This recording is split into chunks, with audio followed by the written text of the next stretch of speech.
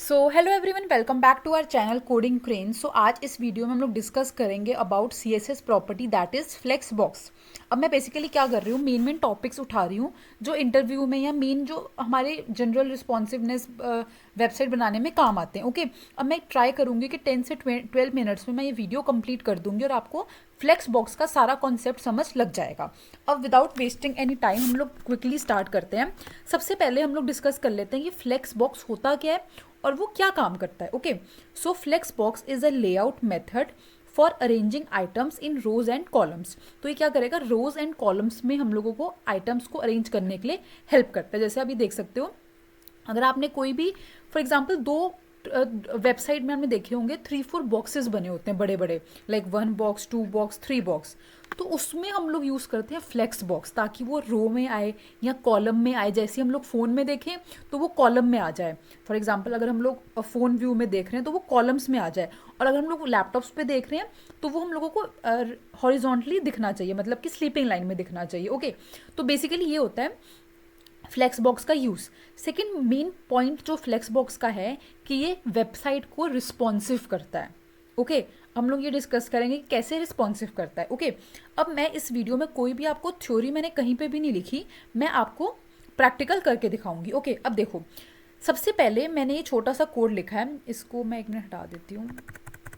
हाँ, ये हमने छोटा सा कोड लिखा है। इसमें हमने क्या लिखा, एक डिव बनाया जो पेरेंट है। ओके, और उसके अंदर हमने ये 26 डिव्स लिख दिए जो इसके चाइल्ड हैं। ओके, और हमने पेरेंट को एक क्लास दे दी फ्लेक्स कंटेनर नेम से। ओके, तो हमने यहाँ पे 2 सीएसएस प्रॉपर्टी लगा दी फ्लेक्स कंटेनर। सबसे पहले हमने उसका बैकग्राउंड कलर दे दिया ब्लू कलर का। ओके, आप यहाँ पे देख सकते हो ये इसका बैकग्राउंड कलर है ब्लू। ओके, और नेक्स्ट है हमने ये सीएसएस प्रॉपर्टी लगाई। ये क्या कह रहा है, हमने ये लास्ट वीडियो में डिस्कस किया था जहाँ पे मैंने एक्सप्लेन किया था सीएसएस के सिलेक्टर्स। ओके, ये क्या कर रहा है कि जितने इसके अंदर जितने भी डिव आ रहे हैं, मतलब जो इसके चाइल्ड हैं, सबको ये कलर करते हैं, मतलब जो भी हमने इसके अंदर लिखा होगा। ओके, अब देखो हमने क्या लिखा, बैकग्राउंड कलर दिया ग्रेइश कलर का, तो अब ये देख सकते हो। उसके बाद हमने मार्जिन और पैडिंग दे दी। ओके, मार्जिन और पैडिंग का भी कॉन्सेप्ट आपको पता होगा, मैं आपको एक बार फिर से एक्सप्लेन कर देती हूँ। जैसे ये है, ओके, आप देख सकते हो, ये जो आप देख सकते हो यहाँ पे 2 नंबर पे आप देखो, ये ऑरेंज ऑरेंज जो है ये मार्जिन है और ये उसकी पैडिंग है।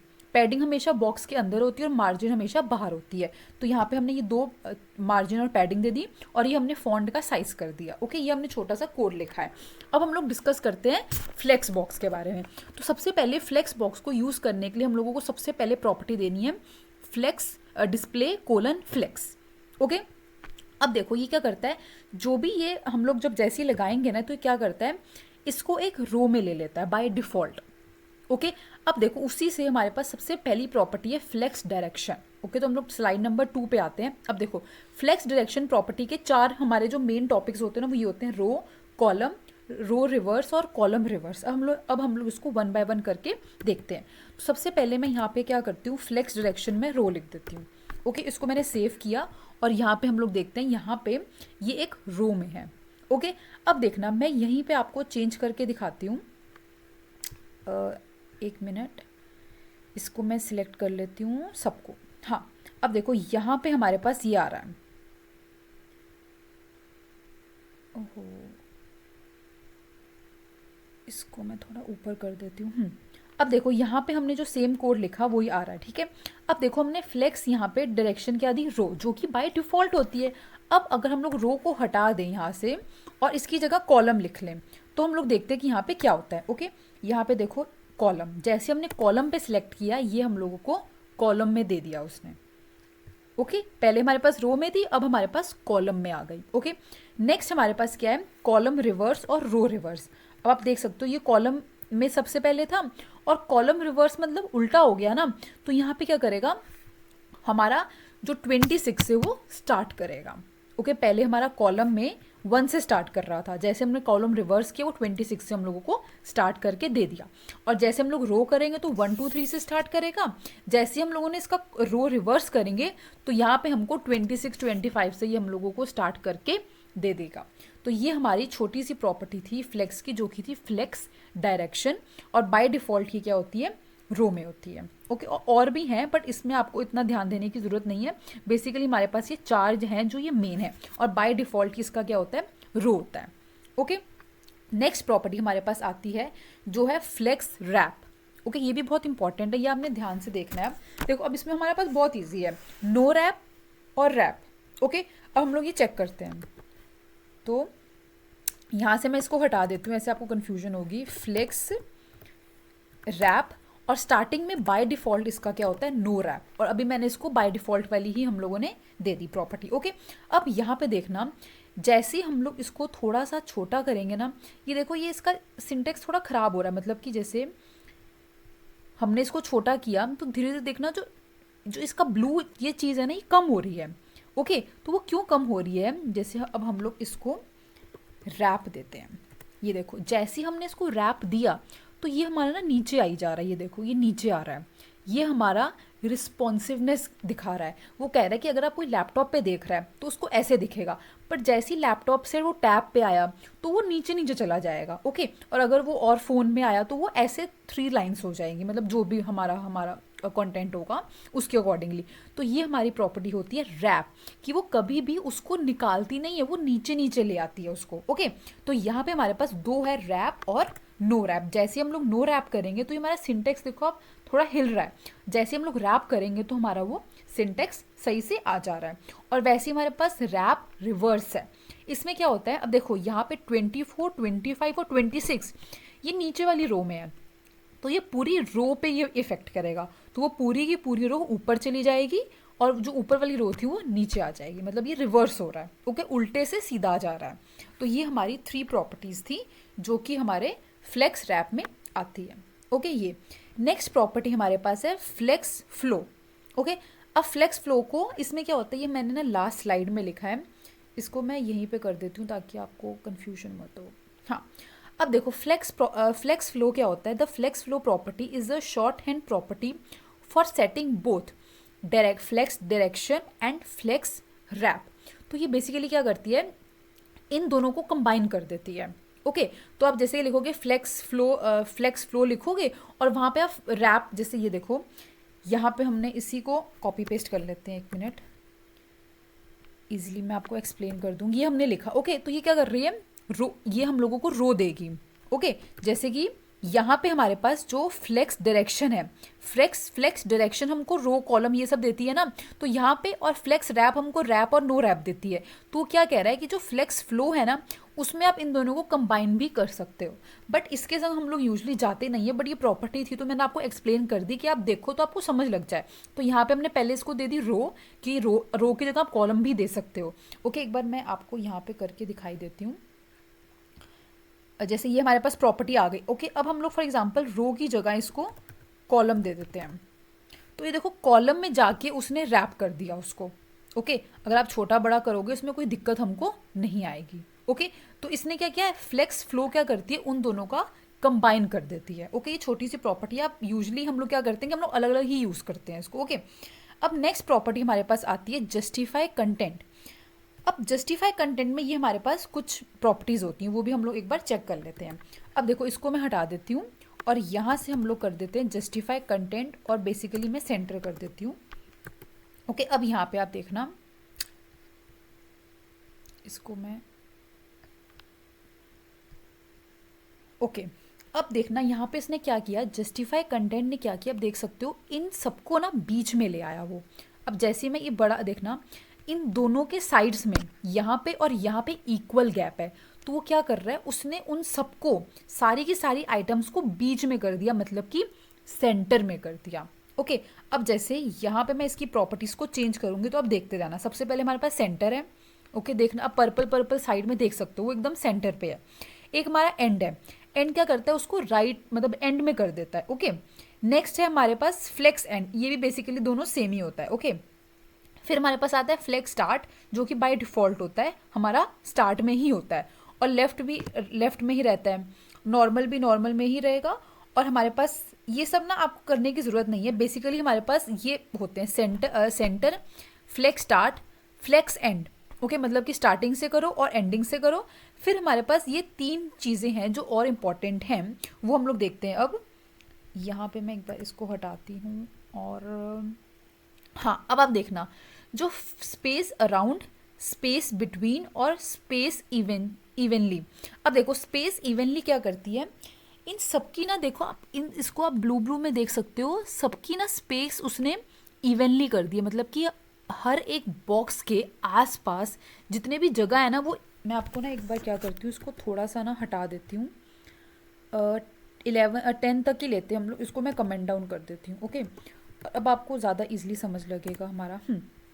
अब देखना सेंटर, आपको अब सेंटर समझ लग गया, किसने सेंटर कर दिया। ओके, अब देखना हम लोग क्या करते हैं, फ्लेक्स एंड करते हैं तो वो राइट साइड हो गई, फ्लेक्स स्टार्ट करेंगे तो वो लेफ्ट साइड हो गई।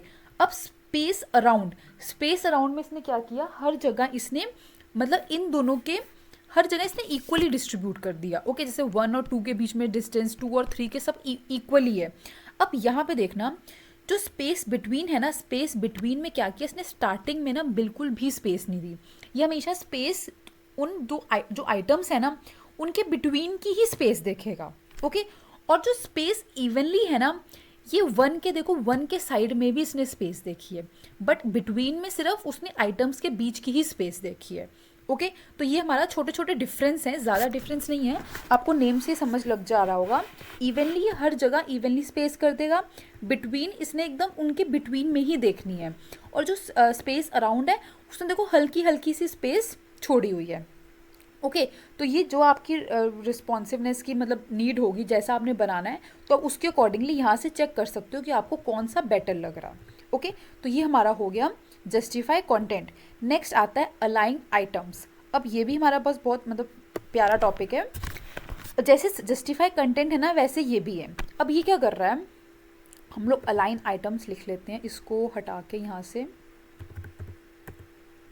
इसको सेंटर दे देते हैं। ओके, हाँ, अब हम लोगों के पास ये है। अब देखना, जैसे ही आप इसको देख सकते हो कि जो ऊपर और नीचे का डिस्टेंस है ना, ये उस पर फोकस करता है। मतलब कि जो हमारा जस्टिफाई कंटेंट था, जो हमने इससे पहले वाली प्रॉपर्टी देखी, वो क्या कर रहा था, राइट और लेफ्ट से डिस्टेंस देख रहा था। ओके, मतलब कि यहाँ से मैं आपको 1 मिनट, यहाँ पे कोई पेन नहीं होगा। ओके, ये है। अब देखना, हम लोग कुछ भी लिख रहे हैं ना, तो वो यहाँ से मतलब राइट और लेफ्ट से उसका डिस्टेंस कर रहा था जस्टिफाई कंटेंट। बट ये क्या कर रहा है, ये हमारा ऊपर नीचे से डिफरेंस करता है। मतलब कि देखो ये एकदम बीच में है, ऊपर से और नीचे से। तो जो अलाइन आइटम्स होता है ना, वो सेंटर करेगा ऊपर और नीचे के अकॉर्डिंगली, और जो जस्टिफाई कंटेंट था वो इसको सेंटर में ऐसे करेगा। ओके, अगर आप for example align item centre लिख रहे हो और जस्टिफाई कंटेंट भी सेंटर लिख रहे हो, तो वो क्या करेगा, ऊपर नीचे से भी करेगा बीच में, और लेफ्ट और राइट से भी करेगा, तो वो ऐसा आ जाएगा। ओके, अब हम लोग यहाँ पे इसको देख लेते हैं एक बार। जैसे ये सेंटर हुआ।